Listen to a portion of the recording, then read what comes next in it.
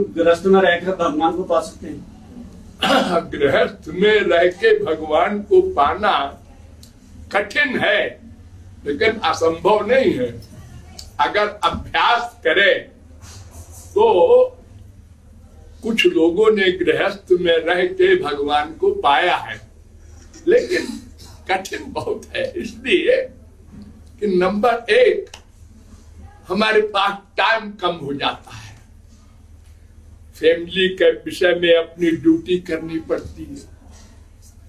Number दो, हमारे परिवार में 10 आदमी हैं, माँ है, बाप है, बेटा है, बेटी है, सबकी बुद्धि अलग अलग, विचार अलग अलग, तो उनके साथ अपने विचार को मिलाना, उनकी हाँ में हाँ मिलाना, ये सब करना पड़ता है, वरना चलेगा नहीं गृहस्थ।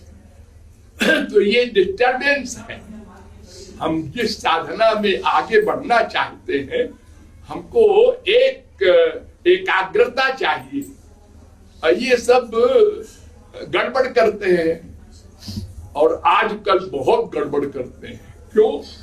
पहले तो ये था कि भाई स्त्री इस बात को पक्के तौर से पालन करती थी कि ये हमारे पति हैं, धर्म है हमारा पतिव्रत का, पति की सेवा का। बेटे के लिए ये बुद्धि रहती थी, ये पिता है, इन्होंने पाला पोसा, पढ़ाया लिखाया, वृद्धावस्था में इनकी सेवा करनी हमारी ड्यूटी है, हम नमक हराम न बने। पहले तो ये सब बातें थी ना, सुनते हो? अरे तुम्हारे बचपन से अब में कितना फर्क हो गया। तो ये सब गड़बड़ जो है, इससे गृहस्थ में बहुत कठिन है। लेकिन पहले अगर एकांत में साधना करके और कोई मन पर विशेष कंट्रोल कर ले, तो फिर गृहस्थ में रह सकता। और गृहस्थ में रह के शुरुआत करे तो लगभग आज तो असंभव है, और पहले भी कुछ लोग हुए हैं, और जो बड़े बड़े महापुरुष हुए हैं वो पहले भगवत प्राप्ति कर लिए, फिर गृहस्थ में गए। तो जैसे दूध है, वो पानी में डाल दो वो मिल जाएगा, लेकिन अगर उसका मक्खन निकाल लो और फिर पानी में डालो तो नहीं मिलेगा।